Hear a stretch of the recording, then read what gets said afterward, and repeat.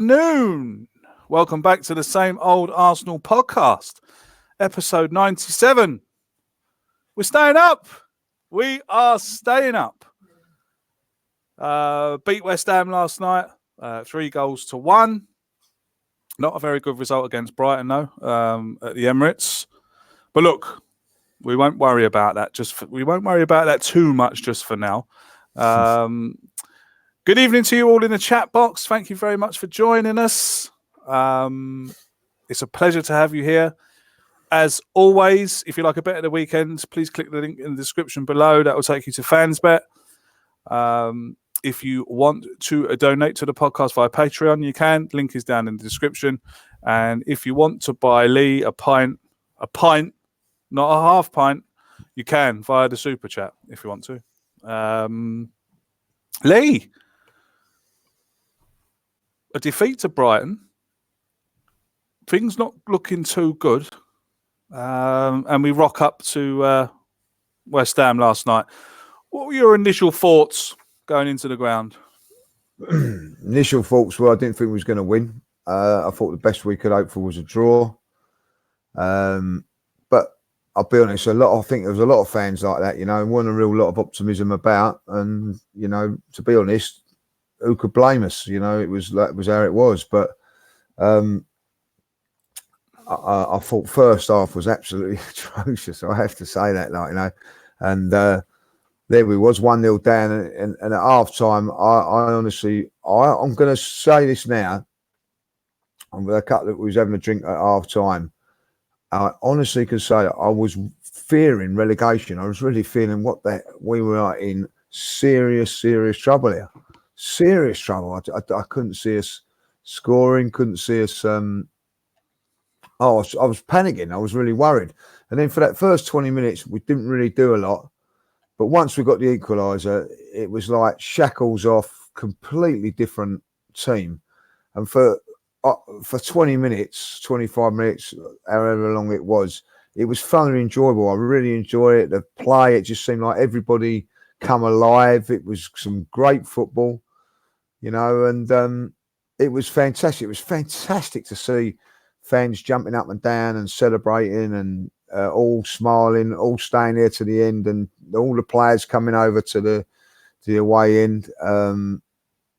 It was brilliant. I have to say that, but I didn't see it coming. I don't know how everybody else felt like, but you get this at the other sides then of how poor West Ham were and all that But listen, we've just come off the back of results against Brighton, Norwich, Southampton, games that we should have been winning, and no one's turned around and once said, "Oh, they're good sides" or whatever. Do you know what I mean? It's like as soon as we get a win, oh, what a bad side they are. I don't care. I don't care. It was just lovely to see us win.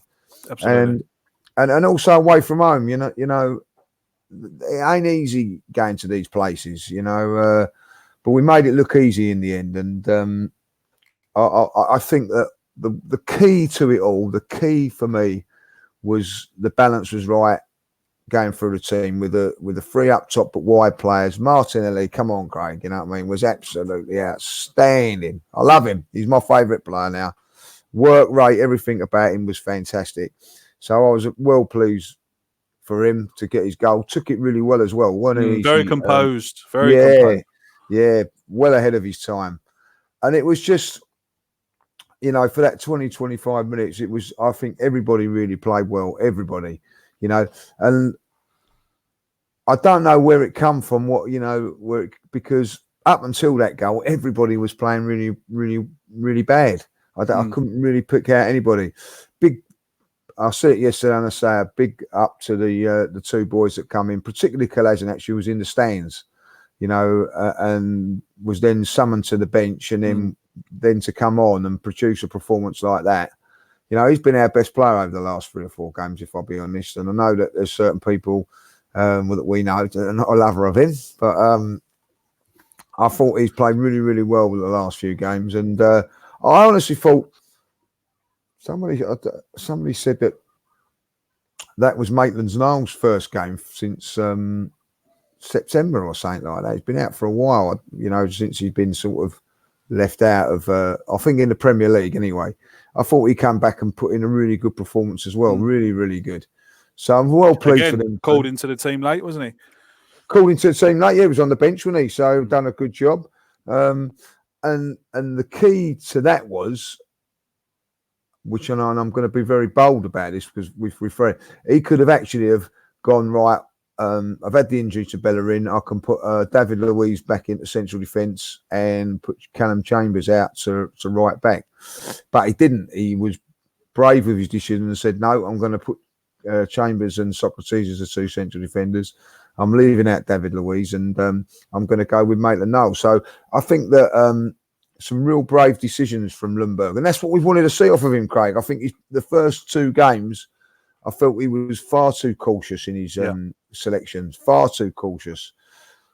Whether he had a little look at what Ferguson done at the weekend and thought, I'll have a bit of that, I don't know. But he certainly was more bold with his decisions. You know, big decision to leave out Lacazette. But I've said on here before, he's a different player away from home to he's at home.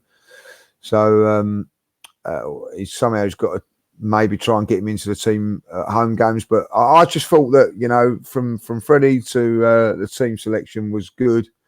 And that's what we've got to do now. If that's what confidence does for you, then bring it on. You know, Pepe's goal. Well, if that ain't going to give you confidence, Craig, then nothing is. Absolutely. I mean, when I saw the team sheet yesterday afternoon, I was like, oh yes, here we go. You know, about bloody time. You know, two wingers, Ozil in the middle, Ozil in the middle of midfield, and Aubameyang up top on his own. But you know what, Lee? We were, you know, I'm delighted we got the win. Absolutely delighted. Tierney and Bellerin's a bit worrying. Bellerin now is, I believe it was a hamstring for Bellerin while he was getting warmed up, and then we see Tierney go off with a shoulder injury. Hopefully, you know, I know he went to hospital last night to get it checked. I haven't. I should have looked, but I haven't looked to see if he was all right. So if anyone in the chat box can let me know if Tierney's okay. Hopefully that won't be another recurring injury.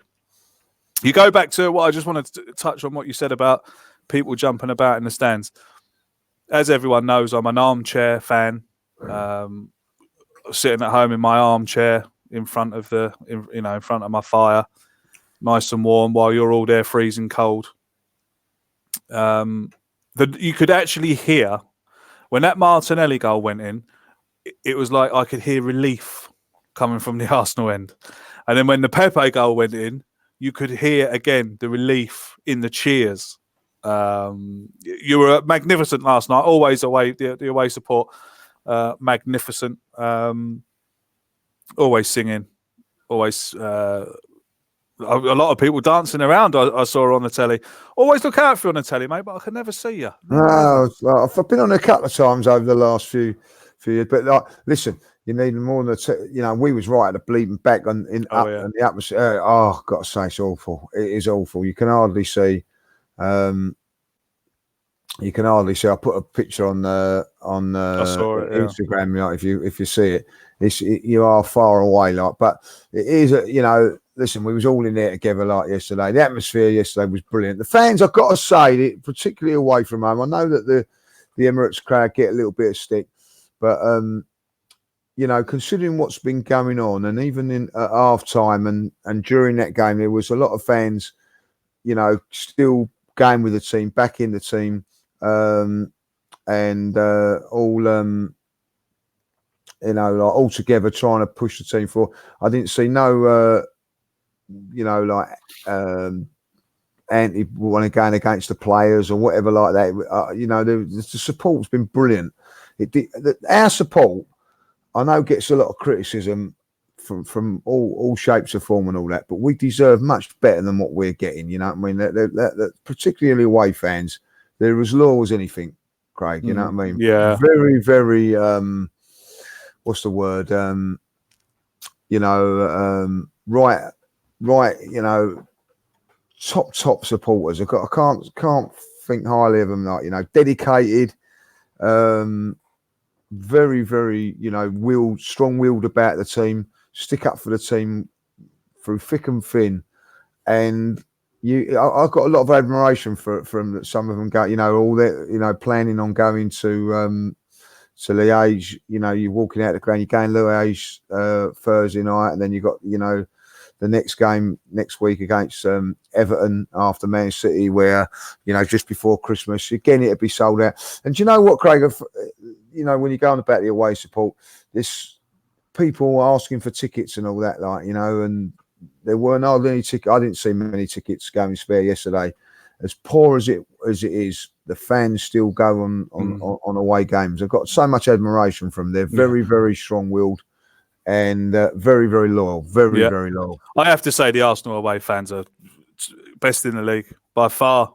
I was about Tierney. Archie's told us that Tierney shouldn't have been playing, dislocated, apparently out for 3 months.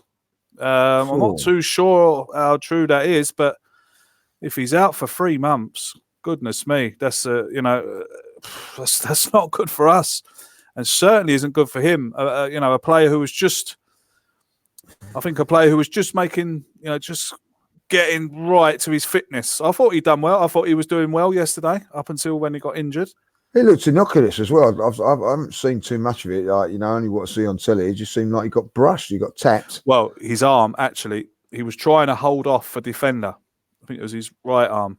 He was trying to hold off a defender, like this, and his arm got kind of tangled with the attacker's arm, and the attacker carried on going past him, and his arm just got taken right behind his back, popped his shoulder right out.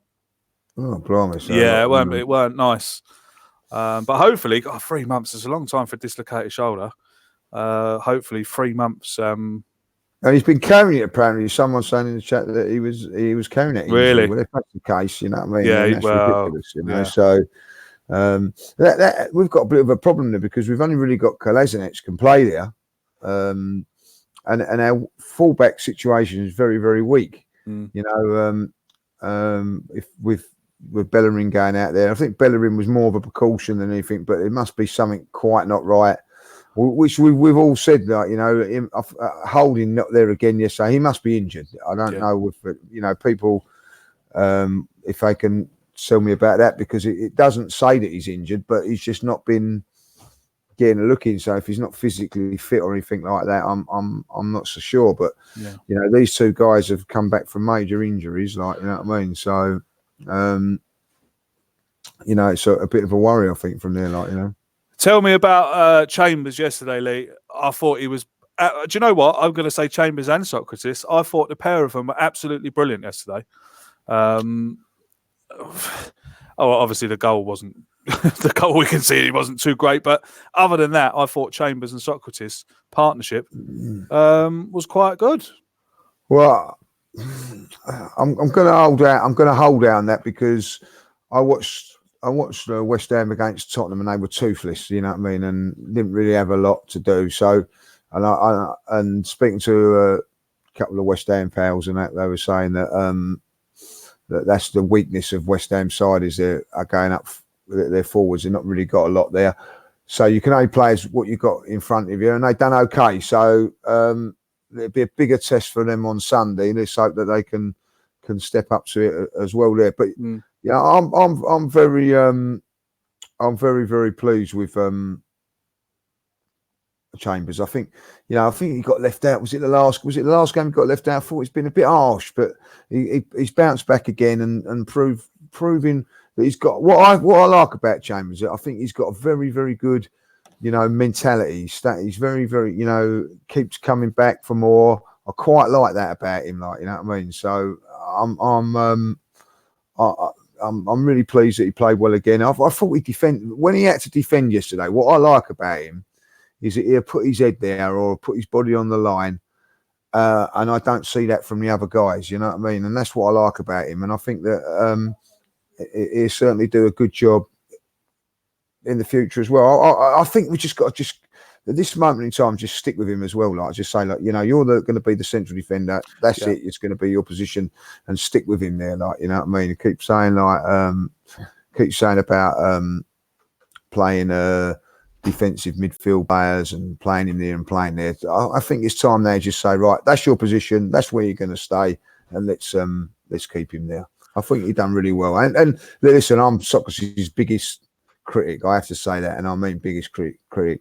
But he done okay yesterday. Defended well, won his headers, and you know, when he plays well, like he did yesterday, you have to say that he did play well. You can't be. No, he did. Yeah, and so I agree. I don't think you can turn around and say, "Oh, he ain't played well because it's against the opposition." If he's played well, and I think you should give him the credit for that. Like, you know. Absolutely. Granite Jacket came in for a bit of while the game was going on. While the game, I've been distracted there. Absolutely, very sorry about that. I'm just going to bring that in. Thank you very much indeed for your kind donation. That's going to buy Lee half pints for the rest of the season. That is absolutely massive. Thank you very, very much indeed. Thank you very much. It's unbelievable. Love your podcast, especially the governor judges. Someone needs to ask what the board have been up to since sacking Emery, what steps have been taken. Even Watford are acting quick to appoint a manager. If you guys ever have a space, I would love to join you on the podcast. More than welcome. Cost you another 100. I'm only joking. Of course, we would love to have you on the podcast. If you can get in touch with us on Twitter, please do, and we'll sort something out. Yeah, look, I'm going to go back. We'll go back to that, actually. I want to talk about Granite Jacket, then we'll go back to that. Yeah. Granite Jacket coming for a lot of heat yesterday. I gave him a bit of grief, I have to say. I didn't think he played well yesterday. Give the ball away too many times again. Lazy passes. Caught out of position. Time and time again. But I watched your Arsenal fan TV interview, and he made a really good point about him. And I kind of sat back and said, "Well, do you know what? He's right." At 1-1, you said that Granite Xhaka came into his own, and ultimately, we went on to win the game. Talk to us about why you think Granite Xhaka might have come into his own. I just listen. You know, people have given me a little bit of stick for it. He ain't played well. Listen. I've watched the game back, you know, the highlights, people saying, he ducked out of the first goal, he ducked out of this. Now, you have to understand that when we're watching this game, we can't see things like that, you know what I mean? We ain't got replays. We're a million miles from the play, so we don't actually get to see this sort of thing. Now, what I actually said was for 15 minutes in that game, I thought Xhaka, when it was played, he done really well. And what I mean by that is that when the team started to play well. Now, let's just get this honest. You know, people have said, how he give away the ball and all that. Well, I see Pepe giving away the ball in the first half. I see other players giving the ball away. Aubameyang, for instance, was non-existent for 45 minutes in the first half. Well, what I'm saying was that, yes, I don't think he'd played well. Some of the passes that he does were awful. And there was a couple of passes across the back four, and you think, oh, that's typical Xhaka. But what my point was there was in that stage when we equalised, we had about a spell of 15 minutes. And what it is that someone like Xhaka, and what people don't appreciate, is that someone has to pick the ball up and start all those moves off and pick the ball and go through the lines. And when you're the one coming off the back four and picking that ball up, if you lose those balls in those dangerous areas, you're going to get punished.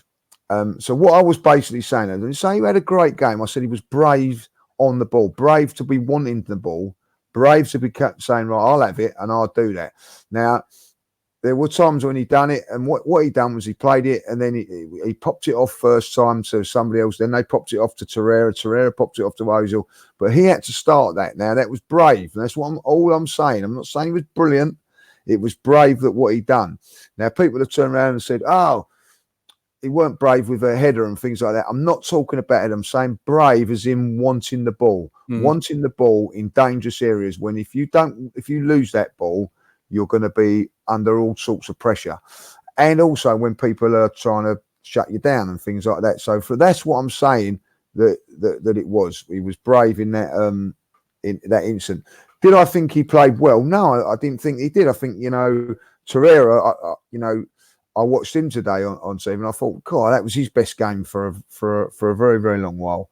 So he played well. But when you're actually at the games, you do see it slightly different, Craig. And, you honestly do, and we don't see those things when you see players ducking out of challenge. Sometimes, I'm going to be honest, boys and girls out there, that when you're watching it, you don't know who's give the ball away. You're thinking, who was that? You know what I mean? Who scored that? Who done that? Because you're so far away. So there were things that I probably did miss on the Xhaka thing. But I just think for those 15 minutes when we needed it. Now, listen, in that 15 minutes, I actually see Aubameyang come alive. He was absolutely superb in that 15 minutes as well. The back heel, the goal, what he done. Mesut Ozil was good in that 15 minutes. But I don't see that no one else criticising them, you know what I mean, because what they've done, But it seems that there is a little bit of going against Xhaka because of what he's done, and I get that. If you talk to him yourself, he's got a lot of hard work in front of him to win the fans round, Craig. I'll be honest. Because what was his like? What has been the reaction to him in the stands, Lee? Very, very mixed. I think there's people that want him to do well because he's an Arsenal player. Some people are not going to forgive him, Craig. Whatever he does, they're not going to forgive him if he knocks the ball 50 yards. You know what I mean? People are going to turn around and say, "Well, that's what he's there to do. That's what you expect." But then if he gives the ball away 2 minutes later, that's him there. He's a crap footballer. So no, I get that. Look, listen, I'm not Xhaka's biggest fan. I think at the end of the day, if we can get some money for him January and bring in a proper defensive midfield player, I will go with that. And also I think that, if you're playing Aubameyang out wide, people start to criticise and give Aubameyang a little bit of a pass. They turn around and say, "Oh well, Aubameyang's playing out wide." Well, he's not playing that position that he's playing. Is not his natural position. But no one wants to give him a pass. You know what I mean? It's all like. It's all this and it's all that. And I get that. I get it. As I say, but I thought for that 15 minutes that he done okay. He was one of the better players in that. And I will have to say that, Torreira as well really come to the fore at the front as well. Them two were brilliant in that little area. And don't forget, Craig, when we went on a 22 unbeaten run, they were basically the two midfield players. Very true. So it did show us a little bit there, And listen, I get all the bad publicity of. Listen, I'm not going to stand around and argue with people about Xhaka. If you don't like him and you don't rate him and you want to criticise him and all that, then I ain't got a problem with that. He's put himself into that position with what he's done, and I think that every little thing that he does wrong is going to be highlighted. I get that, and that's just the way it's going to be, Craig. You know what I mean? He's put himself in that position, but I felt I'd like to see what I thought he'd done okay. I'm trying to be a little bit more diplomatic with it all. And the same with Mesut Ozil. People can go too overboard or not overboard with him. And ultimately, look, are we going to win titles with Granite Xhaka? Are we going to get into the Champions League with Granite Xhaka? My answer to that is no. I don't think that we're going to. We need to improve. We need to improve in that area. That's not a criticism. That's just me personally. But when he's playing there in an Arsenal shirt, I want him to do well. And I felt for that 15 minutes he did.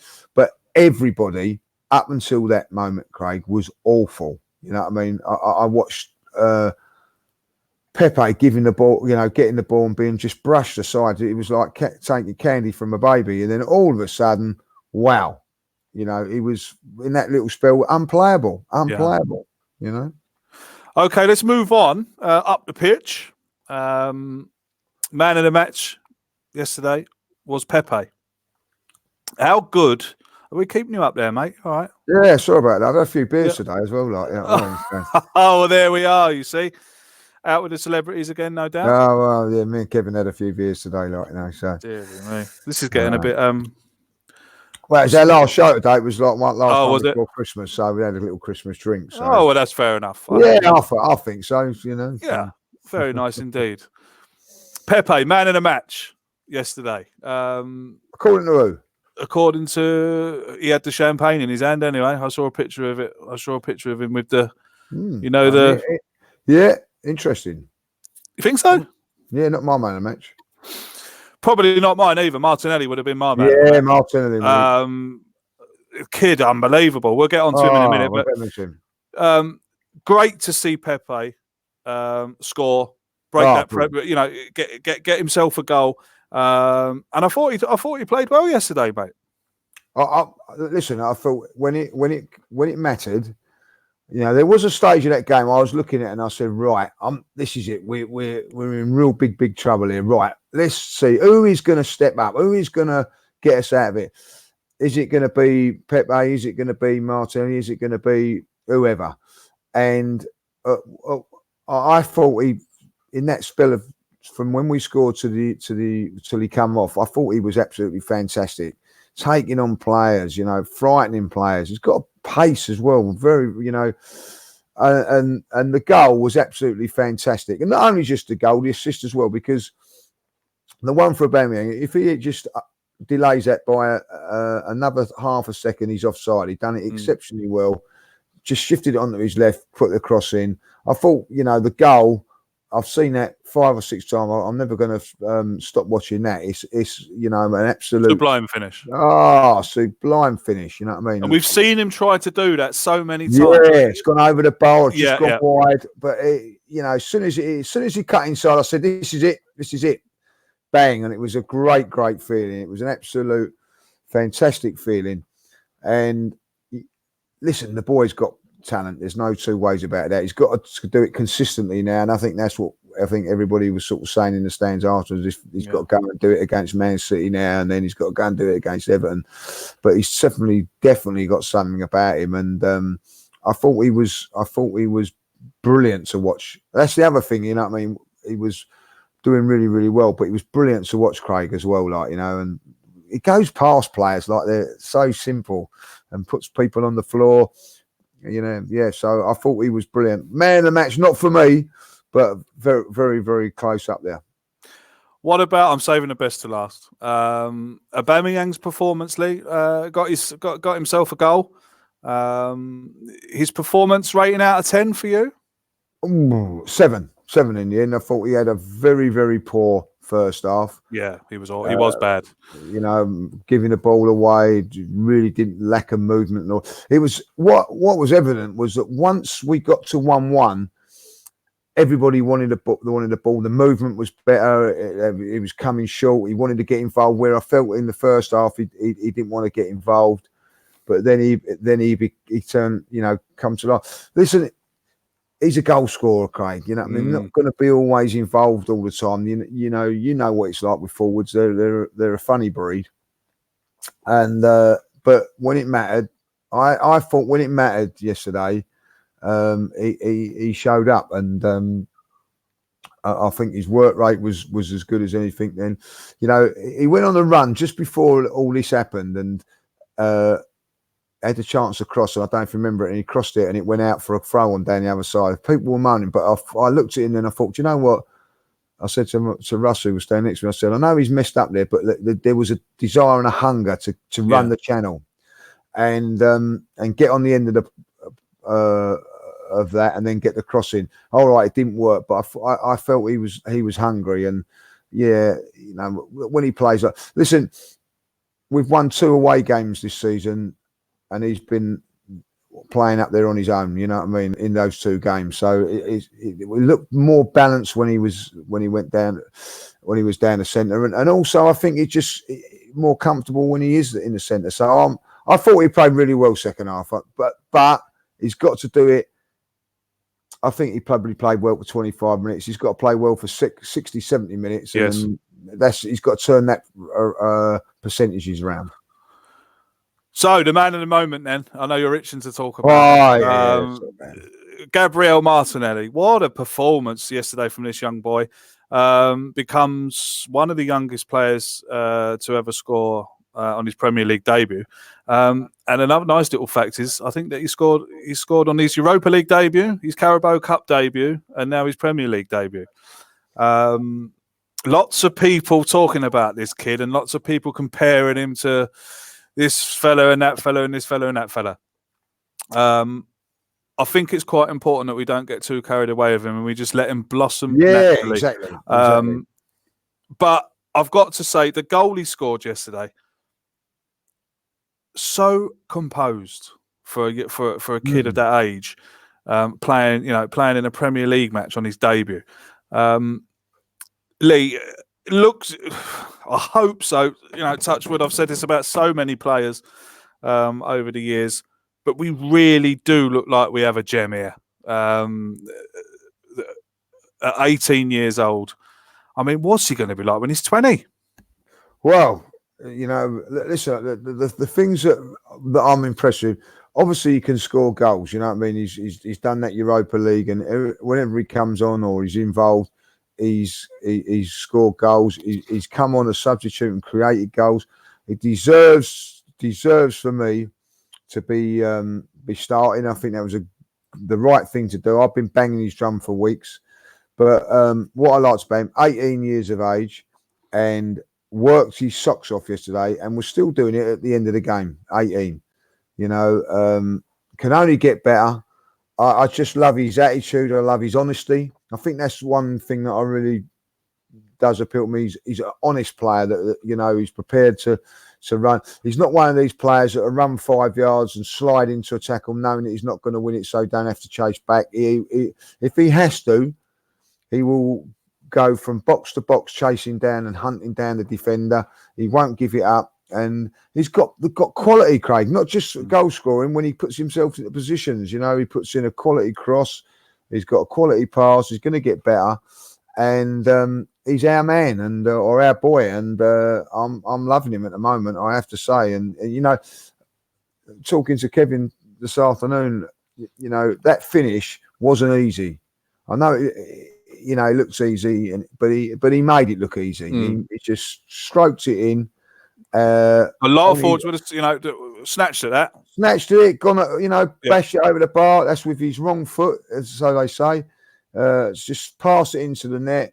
Lovely, lovely goal, and it's just been the really breath of fresh air to what's been a difficult season so far. He's been the shining light for me, and deserves his chance. And also he's had to endure other people going in front of him in the last couple of weeks that had no right to, but he's never got his head down. He's continued to work, and I think he's going to become a big fans' favourite. Firm favourite as well. All right, so I just want to go back to this question that was asked from Shaheen.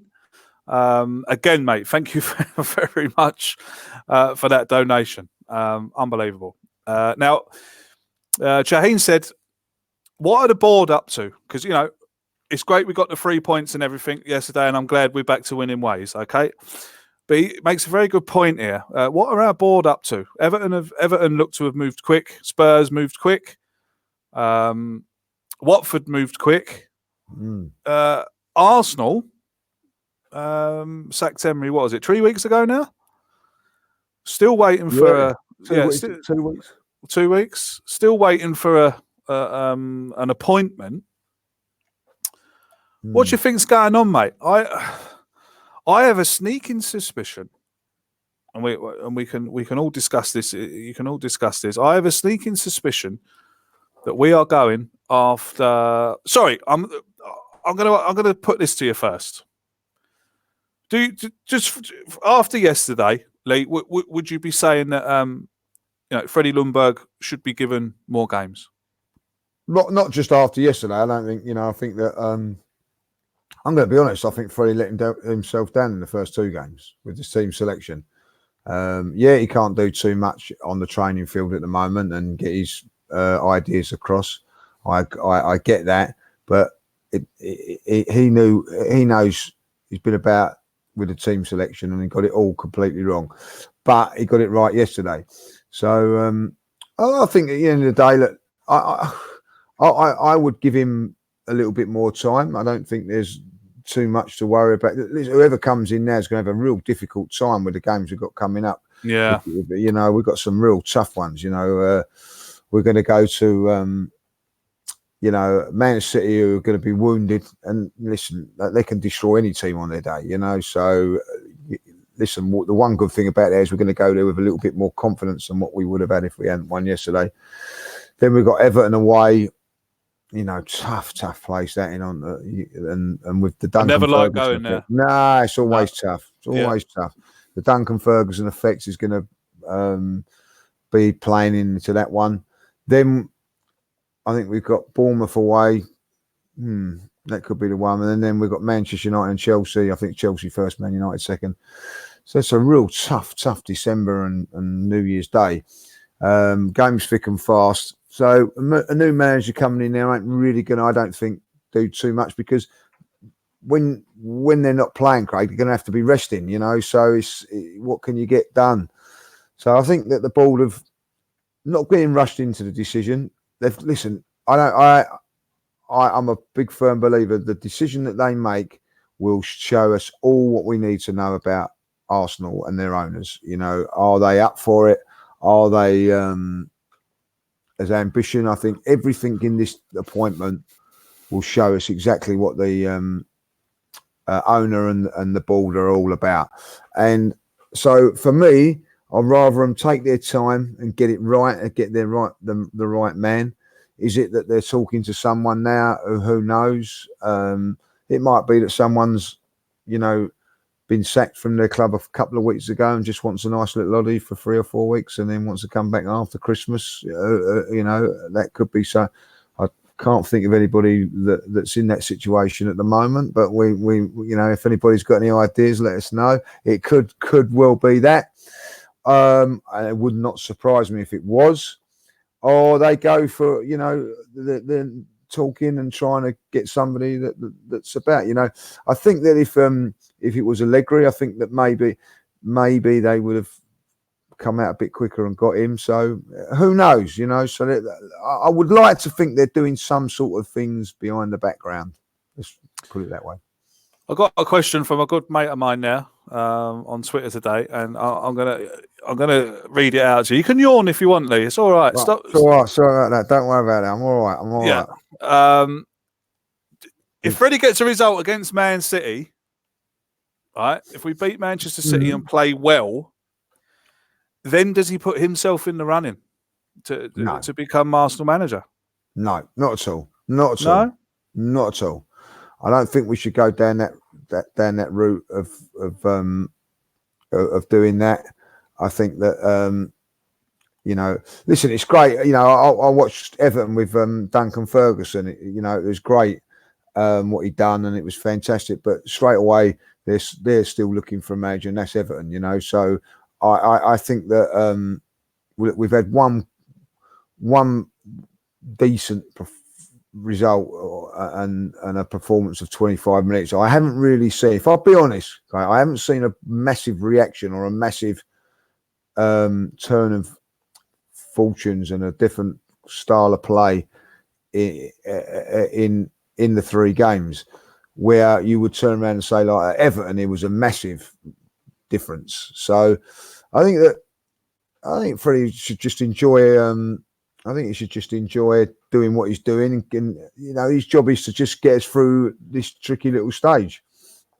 And I don't want us to go down the route, even if he wins the next 10 games, and go, oh, this is it for now. You know, all Freddie is out there to do is to just get us through this and bide us time so we can get the right man in the job. Now, if that means him winning 5, 6, 7, 8 games, and that means that we're in a better position for the right man to come in, Freddie, to me, has done a magnificent job and go back to coaching with the team. Now, also, you know, if things go well for Freddie, you know, if things go well for Freddie, you know, he's going to be well thought of in the job. But if he does take the job, you know, and it doesn't work, where does he go from there?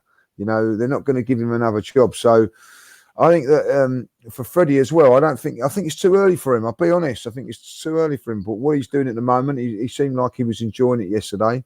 And I've got no beef with him being there till after Christmas. whatever happens with the results.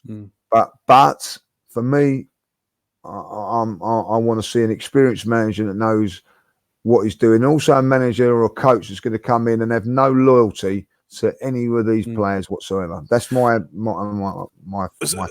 Something I haven't seen a long time happen at Arsenal at full time. And that was the way he came. He came onto the pitch and he congratulated all the players. But there's something about it, Lee. They really look like they are taking to him, and they really. I mean, Socrates. I think Socrates was nearly in tears at the end there when he came over to Freddie Ljungberg and kind of nestled himself in a hug as if to say, "Oh, this has been horrible, and I'm so glad we've won," kind of a way, you know. I'm with you, but I'm just kind of seeing. I don't know. Just for the first 60 minutes yesterday, there's no getting around it. We were absolute rubbish. But as soon as we equalised, we just looked like such a different team. Right, there was a West Ham fan there in the chat box saying, "Oh, come on, we're rubbish." Well, so are we at the moment. We couldn't buy a win. I just think that I'm not too sure. Listen, people go on about West Ham being rubbish, and they're not happy and all that. But there's just a week ago or so they went and got a result at Chelsea. Now, can Arsenal go out and get a result against Chelsea? You've got to have, you've got to ride your luck a little bit. You've got to have saying about it to go and get a result at Chelsea at this moment in time. They did. We've got to show that sort of same thing at times as well. And I totally agree with what you're saying there about Freddie. He did look like he, but that's what a win does, Craig. I mean, everybody gets a little bit, more boost. They're the saying what he was saying in the dressing room. I think that, the goal changed changed everything. It wasn't nothing Freddie done. It was a good move, a good finish. That changed it all because whatever team talk he gave at half time, they didn't come out in the first 10 minutes inspired by it. True. It was the same stuff going out there. So I'm reluctant to say, give it to Freddie long term because of that certain things that have done there. But also in his defence, I think these lot are a hard bunch to get over the sort of things. I don't think that they're winners and got that great mentality. So, whoever that's why I say I think someone's got to come in and is going to turn around and change things a little bit. Like, say I've got no loyalty to Mesut Ozil, I've got no loyalty to Xhaka, I've got no loyalty to David Luiz, I've got no loyalty to Bellerin, no loyalty to Aubameyang, and I feel that for someone like Freddie to leave out Lacazette and all that would have been tough for him to do that. It would have been tough, but he has done it. So look, listen, that was a good, he done well yesterday, Freddie. He's got to go and let's see what he does against Man City before we start banging on the drum about how long he can do it and whatever. This is going to be a big test for his coaching skills and everything like that, yeah. Get your questions into the chat box. We're about 15 minutes left. I want to talk about the manager. 15 minutes left. We've got to get Lee to bed. Poor old boy. We'll ask some questions. We'll answer some of your questions. So get them in. My take on the job. I think it's Poch's job. I think he was contacted before even Emery was sacked. As soon as he was sacked at Spurs, I reckon he was contacted. Why is it taking so long to get a manager? I don't get it. I don't understand it. Why is it taking so long? It shouldn't take this long. It should be done. So I think there's a massive chance that it is that it's Poch. What do you reckon? Do I reckon it's? I think it could be. Listen, if I'm going to be really, really honest with you, like if I think the way that Tottenham have sacked him and what they've done by bringing in Mourinho behind his back, he has no loyalty to them whatsoever now. And if someone done that to me, I would be right. I'm going to prove you wrong. I'm going to show you that was, what all I've done for you, and that's how you treated me. What's the best way to get back at them for that? What's the biggest incentives is to take your rivals who are much bigger than you and go and start winning trophies, and that would be fantastic for him. But, now he's turned around and said he'd rather go farm. I think he said something. I'd rather go farming than manage. That was before he was. That was before he was sacked. That was before he was sacked. Now, someone said the same thing about it to Mourinho. Turned around and said, "You said you was never when you was at Chelsea, you'd never manage Spurs." And his answer to that was before they sacked me. Exactly. Once you've sacked them, you've got no obligations to that club whatsoever. Why wouldn't you think that? Now, there's a couple of jobs out there for Pochettino, but maybe he's looking at it and thinking to himself, I could go here, I could go there. One for me, one thing would be a good, well, as we just spoke about, the revenge one would be a good one. But also, if he was to go at Arsenal, he hasn't got to move house. Hasn't got to move his children or anything like that. It all week. So it's a massive, massive thing. I was speaking to someone in football the other week about that, about decisions about playing for clubs and things like that. And he turned around and said one of the first things you talk about when you go into negotiations is the financial side of it. But the second one is that, your family. What is it, going to be here, going to be there? It's a big thing to move your family if they're young, still in school. It's we'll go up north or we'll go down south. It's a big thing. Now, I don't know what his situation is with. I think one of his boys is playing for Spurs, so he's in the area. So it could well be that it could suit him in terms that he hasn't got to move and whatever, But and also, if I think he's exactly. I'm not saying he's my first choice. I'm not saying he's my second choice. But what I'm saying is he's the sort of manager that Arsenal, when you go, he ain't won no trophies. It's not about Arsenal at this moment in time winning trophies. What it is for Arsenal at this moment in time is to get back to challenging for the top four and getting into the top four. He has done that and done it with distinction at that horrible club. Mm-hmm. And he could come do it with us and make better players better. And do you know what? I was talking to a Spurs mate the other day, who actually was my manager for a couple of years, and he turned around and said, "You go, what do you reckon you have Pochettino?" I said, "Well, if you're welcome to him. No good." What do you mean, no good? Nah, you can have him. Nah, not for me. And I thought, after all what he's done for you, and that's how you Spurs fans think of him. There's a great but that's a great incentive for for him to say, I'm out of respect for the Spurs fans, I wouldn't go and manage Arsenal. Well, that's what they think of you, mate. You know what I mean? They've got no loyalty to you, so why should you have loyalty to them? So I do think that it could happen.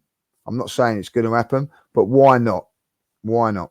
Absolutely. I mean, if we are to believe the press, it's people are saying it's out of Arteta and Vieira to come and manage the Arsenal. Is that a smokescreen for Poch? I don't know. Would I be happy with either Arteta or Vieira? I think I'd be very underwhelmed if Arteta or Vieira turned up. Let's move on to some questions. And talking about Arteta, this question comes in from Payosh. I hope I've said that right. Should the manager job be given to Arteta till the end of the season? And if it does, why? If he does well by getting us into the top four, should he be given the job the next season to take the club forward? Well, listen, I get why people are saying about Arteta, but for me, it's a definite no, because he's got no experience. It would be for me, it's looking at, I'm going to say, it just shows like you're looking at the cheap. Now, it well could be that he could come in and do a fantastic job, but it's not for me. Same with Vieira. Vieira, I'm reluctant to take Patrick because, he's probably the player I would say is not my favourite, one of my favourite Arsenal players of all time. You know, I loved watching him play. You know what I mean? And if he come back and wasn't successful, I'd feel very, very hurt by that. You know, and I don't think that he's quite ready for it yet, if I'll be honest. And then we're talking about someone that's never managed at the moment. But listen, if it was to be Arteta, I wouldn't. What's the word?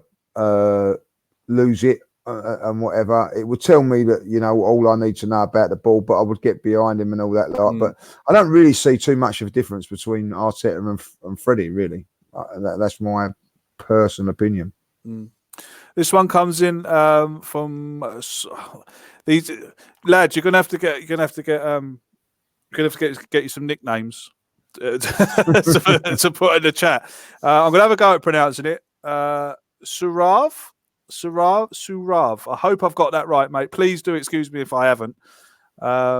Should we concentrate on the league or Europa League for the season, or do we just say that this season is over and look forward to building next year? Now, season's not over for me by a long shot. We're still in the Europa League. I mean, we could finish 10th and win the Europa League, you know, and get back into the Champions League. For me, the season's not over. For me, realistically, the Europa League is probably the only bit of silverware that we could actually win. Would you agree? Yeah, I do agree with that. But you know, the season's not over yet as far as the Champions League is concerned at this moment in time. Because if we was, listen, I'm at this moment in time. If we was to go on a run, you know, beat City and then go and beat Everton and then go and beat Bournemouth and then we went and beat Man United and we went and beat Chelsea. I'm not saying that we're going to, but if we did, and then we went and bought in January, we'd still be in with a good chance of making the top four. What will happen over this by the time we take on Manchester United? We'll know if we've ever got a chance of top four or we haven't. And if we haven't, then come January, we buy players to bulk up for a real onslaught at the Europa League. That's how I see it. We've got 5 games now, which will determine our season one way or another. If we don't win them all or get sufficient points from them, then you know, because at some stage, Craig, if you're going to get into the Champions League, we've got to start chipping away at the points. I think it's 9 now. By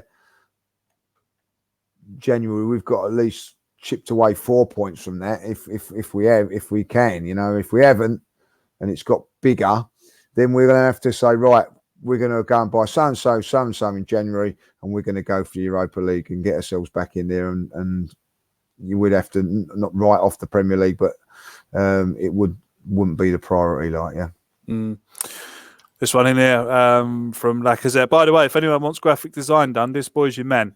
All our channel art is done by this boy. And in January, I plan to use more channel art on this software. So I'll be getting my stuff done. But this boy does all our channel art, the YouTube, for Twitter, things like that. If you want something done, go and hit him up at Lacazette on Twitter. Absolutely brilliant. Will the Cronkies invest money? I saw that The Athletic reported that they're actually going to invest. I read that as well today, actually.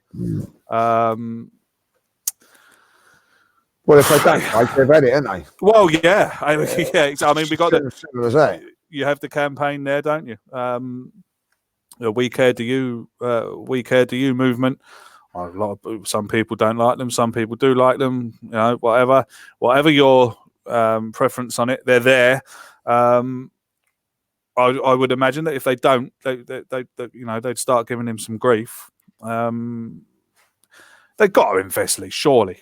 Well, I think they've got to, you know, we were talking about it yesterday, we had a good conversation about it. If they was to invest, say a lot of money, say if they invested £100 million, £200 million, just say they invested £200 million and they bought the players that we all know they need, and we get into the Champions League and all that, they could get that money back within 2 years. Yeah.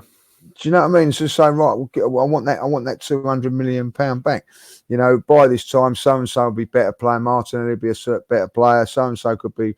You know, it might mean that we'd have to sell a youngster or something that's come through or whatever. But they'd be able to get their money back. You know, So I think if they're gonna, because if they carry on going the way we are going to drop down and further. I think you can see with the lack of investment what's happened over the last 3 or 4 years. So as a board and as an owner, you'd be thinking to yourself, well, we are lacking. We're not putting the investment in, and look what's happening to us. So there is a big thing there for them. I don't doubt that when we do invest, we'll sell somebody. So Aubameyang might be, or Lacazette may be sacrificed or something like that, because the sort of things that they do. But if serious investment is not put into this football club, there's only one way to go. And you look at Manchester City and you look at Chelsea, the two perfect examples of this. Both teams, Manchester City got to one cup final in my lifetime. Chelsea, a couple of cup finals and a UEFA Cup, a Cup Winners' Cup or something. As soon as they've had the investment from Abramovich and the Middle East, look what they're doing. Look at the trophies they're winning. So it is all about the investment, So if you don't invest, you end up like Arsenal. If you invest, you end up like Manchester City. So that's the way it's as simple as that. I can't be more. Yeah, no, you're dead right. I was the same. I was the same on Twitter, saying that I want to be Oil Money FC. I want the next generation of the youngest. I want the next generation of the youngest, best talent at Arsenal, whilst dominating the Premier League, whilst winning Champions Leagues, whilst winning trophies, all while we're £900 million in debt. I couldn't give a shit. I'm not being all. Who would you prefer to have? The owners of Manchester City or the owner that we've got now? Who would you prefer to have? Come on, no-brainer. No-brainer, isn't it? Which player has been? This is from Wilson. Thank you very much, Wilson. Which player has been the most consistent so far this season? Leno for me. Now. Absolutely, yeah. I felt that Guendouzi was doing okay, but he's dropped off. The proof's in the pudding with all the players there. Aubameyang, you'd have to say, has been consistent for goals. I've got to say that there. But for me, Leno and Chambers have been our two most consistent. Chambers had a couple of bad games, one or two. Leno maybe 1.5. But for me, Leno, yeah. Here, look, he's pulled off a brilliant save again yesterday. It didn't look much. It was a bloody good save. Yeah, yes. A bloody good save, I've got to say. He gets a lot of grief, Leno, I think. I go on Twitter and everyone's giving him grief. Jesus, the amount of games he's kept us in. Goodness me. I mean, everyone goes on about Aubameyang scoring goals. You've got to have Leno's been fantastic in goal for us. This one comes in from Daniel Shaw. How about for the 100th episode, invite a fan onto the podcast? Just an idea. You never know. We might be doing something. We might already be doing something for the 100th episode. We'd like to see that, something like that. Yeah, it's a good idea. Good idea. Any more questions? Have I got any more questions here? Look, I love this. Good morning from Sydney. Wow. How we do? Good evening. Good afternoon, good morning, wherever. Good morning. That's fantastic, fantastic. Thank you very much. Thanks for getting up and having a watch of us. It's a bit mad. Tell us what time it is out there at the moment. What time is it out there? Well, it's the morning. Good morning. I know it's the morning. But what time in the morning? What time in the morning is it, Ruthless Gooner? Let us know. Actually, just for the quick 2 minutes there before Lee goes to bed, put in there where you're all from, where you're all watching us from. Let's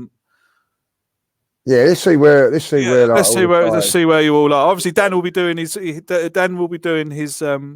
preview on Wednesday for the Manchester City game, the Pots preview. Thank you very much indeed. You seem to be enjoying that, to be honest, by the views on it and the likes on it. And I know Dan is having a really, really good time doing it. I spoke to him on the phone. He says he's really, really enjoying it. He's really enjoying doing it. So if you could keep supporting him, that would be great. It is 7 a.m. in the morning. Oh, well done, well done. Well, I hope you've just got up for work, really. What? That's where I'm from. Lee from Dublin. That's where I'm from. Austin, Texas. Look at that. Look at this. Yeah. Look, oh You my know, God. look at this. This is brilliant, isn't it? Telford. We're going to bring them in. Clacton on Sea. Look, South Africa. Lowestoft. Netherlands. Madrid. Glasgow. Look at this. Are you really? Yeah, come on now. He's on holiday, isn't he, Matthew? He's got to be. Hello from India. Hello, sir. Fantastic. Cape Town. Got one from Iceland. That's unbelievable. North Korea. Philadelphia. 2:00 in the afternoon in Chicago. Yeah. Southend. That's only down the road for me. Southend. Oh, Southend. That's only down the road for me. That's unbelievable. Where are all these people from? Iceland, Mumbai, Croydon, Dublin. Joey Ocean, you got to get yourself moved, mate. Yeah, you got to move. If that's real, got to move out of that area. Move out of that area. Okay, that brings us to the end of the podcast. A short one this evening, I know. Harry, unfortunately, absent, and Dan, and also Graham. But you know, as the old saying goes, life goes on. The podcast is really gathering some really good support over this last 2 or 3 months. As Nitro says, same old Arsenal going global. The support the last 2 or 3 months has been absolutely phenomenal. It has really made me sit up and take notice of how many people actually watch us and how many people, you know, take time out of their day to listen to us, whether it's on audio or time out of their day to sit there and listen to us rabble on. So thank you very much indeed. It means the world to us. We've just gone over 9,000 followers on Twitter. Oh, excuse me. We are edging ever closer to 9,000 subscribers on Twitter, on YouTube. Sorry. So thank you very much, Lee. Thank you as always, mate. I really enjoyed that. I'm going to let you go to bed because. Do you know what? Afternoon drinking. I don't know about anybody else. It's not good, is it? Like, you know, no, I'm always been a bit of an evening drinker. I'm not a drinker anyway. But you fell asleep in Dublin, didn't you? I enjoy a drink more in the evening than the daytime. It's a bit tougher, but you know, that Campbell gets me on it, like, you know what I mean. So and Claude, he was there today as well, like, you know what I mean. So yeah, afternoon drinking, not for me. No, drinking's not for me altogether. No, that's it. I'm not a great drinker. So I'm not very good. I could drink it, but it's just the day after. I'm a total mess. I'm a write-off for 2 or 3 days afterwards. Yeah. So we'll see you next week. Hopefully. With another win. Yeah. We'll be talking about what a great win. And it will be a great win. If we get a win next week, that will be an unbelievable win. It will be an unbelievable win. You know, the forward momentum and the confidence from beating Manchester City will be pretty good, won't it? Yep, that will be unbelievable. It would be a fantastic thing if we can do it there, like, you know. But it's going to be a tough game. Tough game. Dan will be previewing it on Wednesday. Until we see you next week, take care of yourselves and each other, and up the Arsenal. How are you, Gunners?